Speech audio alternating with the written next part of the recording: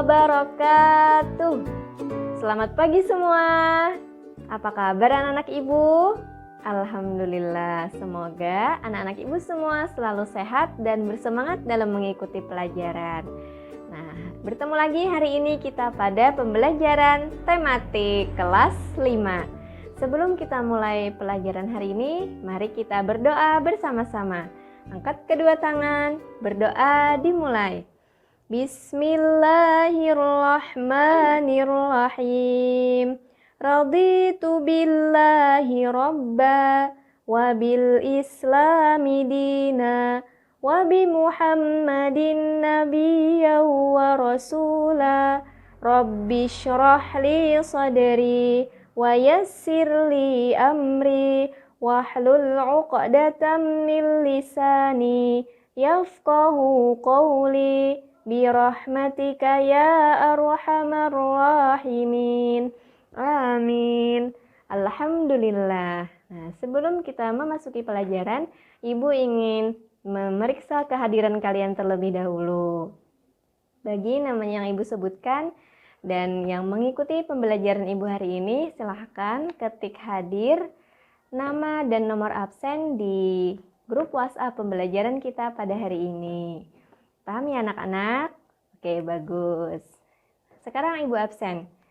Ahmad Faiz Fadila, Fitria Salsabila Syifa, Muhammad Fasyaridani, Muhammad Adam Mubarak, Muhammad Andre Alipasa, Muhammad Arifin Ilham, Muhammad Irfan, Muhammad Khairul Azmi, Muhammad Nabil Azmi, Muhammad Nabil Lutfi, Muhammad Najmi, Muhammad Nasih, Muhammad Rifki, Muhammad Royan, Muhammad Yusuf Maulana, Naimatus Syarifah, Najla Afifah, Naila Revina Hashim, Nur Aina, Nur Sofia, Nur Aisyah Ridho Hasanah, Nur Azam Bukhari, Renaya Putri, Rikotul Aisyah, Soraya Taisirah, Suci Nur Hidayah,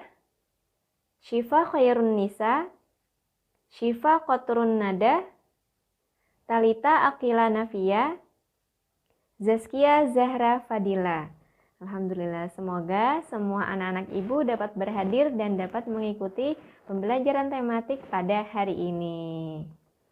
Nah, siapkan alat tulis dan buku LKS tematiknya ya. Sekarang semua anak-anak ibu sudah siap belajar. Nah, kira-kira apakah ada yang masih ingat apa yang kita pelajari pada pertemuan sebelumnya? Ya, betul. Pembelajaran tematik pada pertemuan sebelumnya, kita belajar tentang materi pembelajaran PPKN mengenai pengamalan nilai-nilai Pancasila sebagai satu kesatuan yang utuh.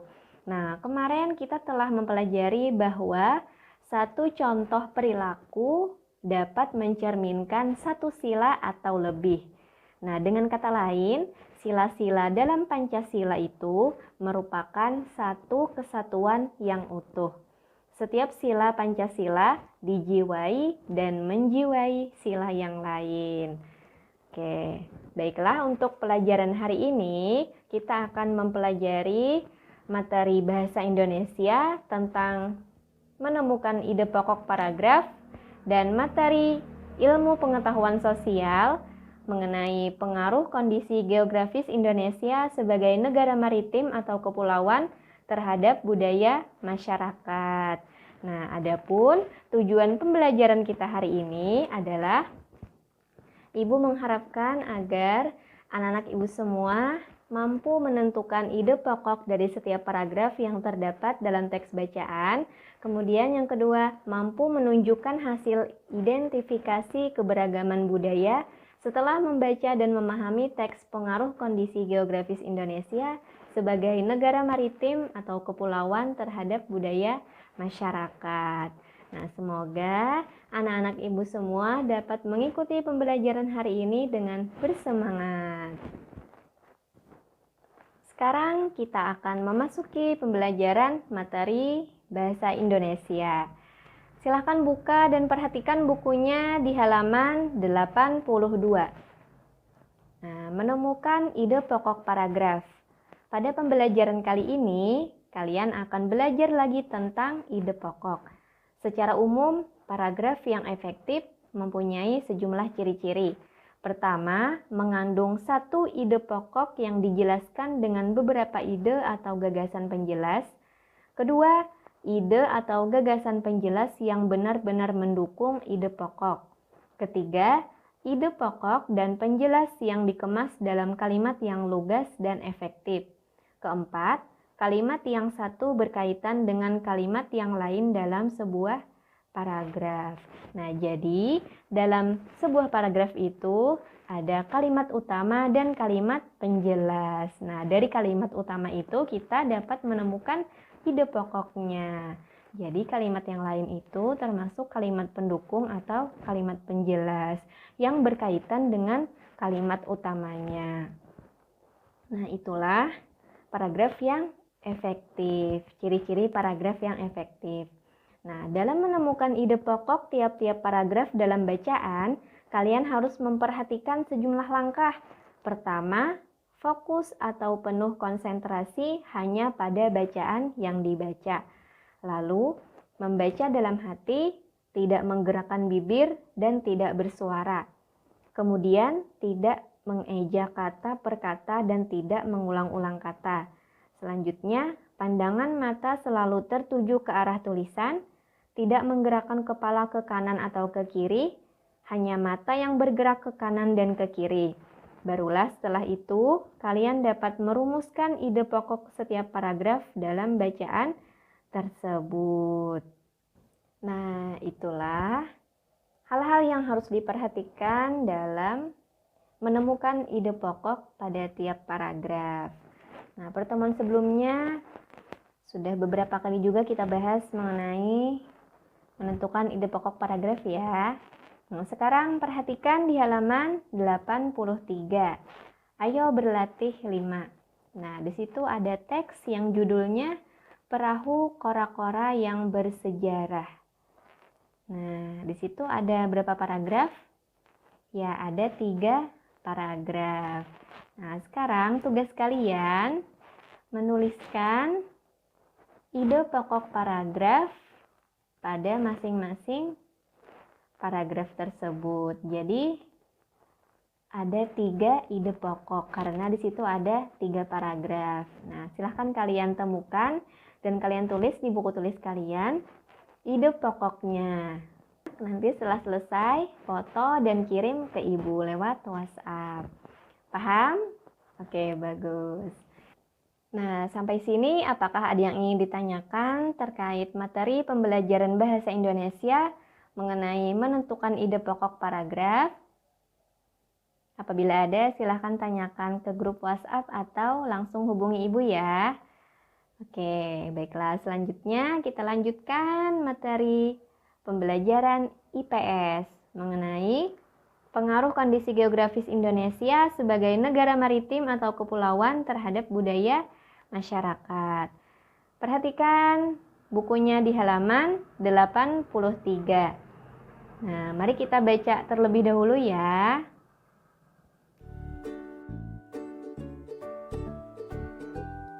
Nah, pada pembelajaran kali ini, kalian akan belajar tentang pengaruh kondisi geografis Indonesia sebagai negara maritim atau kepulauan terhadap budaya masyarakat. Indonesia merupakan negara kepulauan di Asia Tenggara yang dilintasi oleh garis khatulistiwa. Kepulauan di Indonesia terdiri atas 17.504 pulau besar dan kecil. Sekitar 6.000 diantaranya tidak berpenghuni, menyebar di sekitar khatulistiwa dan beriklim tropis. Nama lainnya adalah Nusantara, wilayah Indonesia dari Sabang atau barat sampai Merauke atau timur, dan dari Miangas atau utara sampai Rote atau selatan, terdiri dari berbagai suku bangsa, bahasa, dan agama atau kepercayaan. Berdasarkan rumpun bangsa atau ras, Indonesia terdiri atas bangsa asli pribumi, yakni Mongoloid Selatan atau Austronesia dan Melanesia. Bangsa Austronesia yang terbesar jumlahnya dan lebih banyak mendiami Indonesia bagian barat. Secara spesifik, suku bangsa Jawa adalah suku bangsa terbesar dengan populasi mencapai 41,7% dari seluruh penduduk Indonesia. Selain itu, Indonesia memiliki wilayah alam yang mendukung tingkat keanekaragaman hayati terbesar kedua di dunia. Budaya di Indonesia sangatlah beragam. Tidak hanya kekayaan bahasa, seni-seni budaya Indonesia pun juga sangat banyak. Masing-masing daerah di Indonesia memiliki lagu daerah. Tidak hanya lagu daerah, tetapi juga terdapat alat musik, rumah adat, pakaian adat, dan lain-lain. Meskipun begitu, Indonesia menganut semboyan Bhinneka Tunggal Ika. Dengan semboyan itulah, keragaman suku bangsa, bahasa, agama atau kepercayaan, dan tradisi justru menjadi pemersatu dan membentuk negara Indonesia. Indonesia memiliki berbagai macam contoh keragaman. Dalam keragaman suku bangsa, contohnya suku Batak, Minangkabau, Toraja, Bugis, Sasak, Ambon, Asmat, Dayak, Jawa, Sunda, dan sebagainya. Dalam keragaman religi, terdapat 6 agama yang secara resmi diakui oleh negara, yaitu Islam, Kristen, Katolik, Hindu, Buddha, dan Konghucu.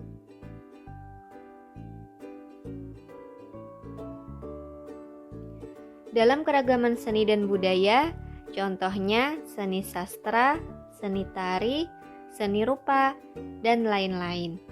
Dalam keragaman bahasa, setiap provinsi mempunyai bahasa daerahnya masing-masing yang menghasilkan keragaman bahasa. Misalnya bahasa Jawa, bahasa Sunda, bahasa Madura, bahasa Melayu, bahasa Bali, bahasa Alor, bahasa Maluku, dan sebagainya. Nah, pada perkembangannya, keragaman budaya Indonesia tidak terlepas dari akulturasi budaya. Akulturasi budaya merupakan percampuran dua kebudayaan atau lebih yang saling bertemu dan saling mempengaruhi. Dengan kata lain, terdapat pengaruh kebudayaan luar negeri dalam kebudayaan masyarakat Indonesia tersebut. Meskipun begitu, hal tersebut tidak menghilangkan ciri khas budaya masing-masing daerah. Akulturasi budaya yang diserap secara selektif justru membuat keanekaragaman budaya Indonesia menjadi makin kaya. Keragaman budaya negara Indonesia menjadi identitas bangsa. Bangsa Indonesia dikenal sebagai bangsa yang unik. Hal ini disebabkan masyarakat Indonesia dapat hidup rukun dalam satu negara yang terdiri dari berbagai budaya. Keragaman budaya inilah yang telah memberikan manfaat bagi Indonesia. Nah, berikut manfaat keragaman budaya Indonesia. Yang pertama, menumbuhkan sikap nasionalisme. Yang kedua, sebagai identitas atau jati diri bangsa. Yang ketiga, sebagai alat pemersatu bangsa. Keempat, sebagai potensi dalam bidang pariwisata. Yang kelima, menambah pendapatan nasional. Yang keenam, memupuk sikap toleransi. Yang ketujuh, sebagai sumber ilmu pengetahuan dan penelitian. 8. Membuka peluang usaha atau kegiatan ekonomi. Dan yang kesembilan, sebagai sumber inspirasi bagi para pemerhati industri kreatif. Nah, baiklah anak-anak, sampai sini apakah ada yang ditanyakan terkait pengaruh kondisi geografis Indonesia sebagai negara maritim atau kepulauan terhadap budaya masyarakat yang telah kita bahas tadi? Alhamdulillah sudah paham semua ya. Nah, sekarang lihat dan amati bukunya di halaman 85. Nah, kinerja 6. Situ ada tugas IPS KD 4.1. Nah, ini sebagai nilai keterampilan kalian. Ayo menghubungkan pernyataan-pernyataan berikut dengan cara menarik garis lurus pada gambar yang tepat. Nah, kalian hubungkan pernyataan-pernyataan tersebut dari 1 sampai nomor 5 dengan gambar yang tepat dan sesuai. Nomor 1, kebudayaanku berasal dari daerah Tiongkok. Nah, yang mana gambar yang berasal dari daerah Tiongkok? Jadi, kalian hubungkan garis dari pernyataan dengan gambar yang sesuai. Nah, setelah selesai, dipoto lalu dikirim ke ibu lewat WhatsApp. Oke, paham? Bagus. Selamat mengerjakan ya anak-anak. Nah, itu tadi materi pembelajaran kita pada hari ini, yaitu mengenai materi bahasa Indonesia tentang menemukan ide pokok paragraf, dan materi pembelajaran IPS tentang pengaruh kondisi geografis Indonesia sebagai negara maritim atau kepulauan terhadap budaya masyarakat. Nah, apabila ada yang ingin ditanyakan terkait materi dan terkait tugas yang Ibu berikan, silahkan hubungi Ibu langsung lewat WhatsApp. Oke. Nah, sebelum kita tutup pembelajaran hari ini, mari kita simpulkan bersama-sama apa yang telah kita pelajari tadi. Nah, yaitu tadi mengenai ide pokok paragraf. Nah, tadi telah dibahas mengenai beberapa hal yang diperhatikan dalam menentukan ide pokok paragraf, yaitu yang pertama, fokus atau penuh konsentrasi hanya pada bacaan yang dibaca. Lalu, membaca dalam hati, tidak menggerakkan bibir dan tidak bersuara.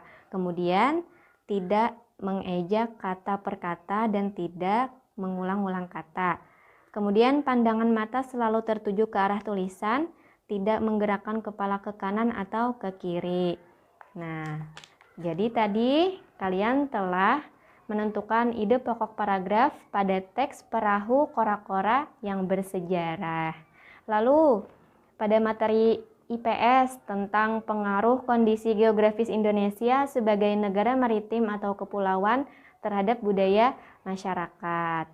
Nah, telah kita pelajari tadi bahwa Indonesia yang disebut Nusantara merupakan negara kepulauan di Asia Tenggara yang dilintasi oleh garis khatulistiwa. Indonesia memiliki wilayah alam yang mendukung tingkat keanekaragaman hayati terbesar kedua di dunia. Budaya di Indonesia sangatlah beragam, tidak hanya kekayaan bahasa, seni-seni pun sangat banyak yang dimiliki masing-masing daerah. Indonesia memiliki berbagai keragaman, ada keragaman suku bangsa, keragaman agama, keragaman seni dan budaya, keragaman bahasa, dan sebagainya. Keragaman budaya negara Indonesia menjadi identitas bangsa. Nah, ada beberapa manfaat keragaman budaya Indonesia yang telah kita bahas tadi. Salah satunya ialah sebagai alat pemersatu bangsa. Nah, dari materi hari ini kita menyadari betapa kuasanya Allah Subhanahu wa Ta'ala menciptakan bumi, khususnya wilayah Indonesia, dengan penampakan alam yang sangat indah dan terdiri dari puluhan ribu pulau. Nah, serta keanekaragaman hayati yang terbesar kedua di dunia. Dengan keadaan geografis tersebut, kita juga menyadari betapa beragamnya suku bangsa, bahasa, agama, budaya, dan yang lainnya di negara kita Indonesia. Nah, adanya keberagaman tersebut mengajarkan kita harus tetap saling toleransi dan menghargai perbedaan yang ada. Karena Indonesia menganut semboyan Bhinneka Tunggal Ika, yang artinya berbeda-beda tetapi tetap satu jua. Nah, semoga kita bisa melestarikan kesenian dan budaya Indonesia, khususnya yang ada di daerah kita masing-masing. Nah, untuk pelajaran tematik pertemuan selanjutnya, kita akan mempelajari materi IPS tentang pengaruh kondisi geografis Indonesia sebagai negara maritim terhadap transportasi masyarakat. Nah, demikian pembelajaran kita hari ini. Semoga bermanfaat. Semoga anak-anak ibu semua dapat memahami pembelajaran kita hari ini. Ibu juga berharap semoga anak-anak ibu semua tetap sehat, selalu rajin beribadah, dan semoga tugas yang ibu berikan dapat dikerjakan dengan baik dan dikumpulkan dengan tepat waktu.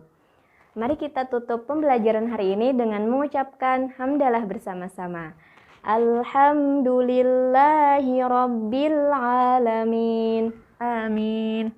Alhamdulillah. Sekian dari Ibu. Mohon maaf apabila ada kesalahan. Wabillahi taufiq wal hidayah. Wassalamualaikum warahmatullahi wabarakatuh.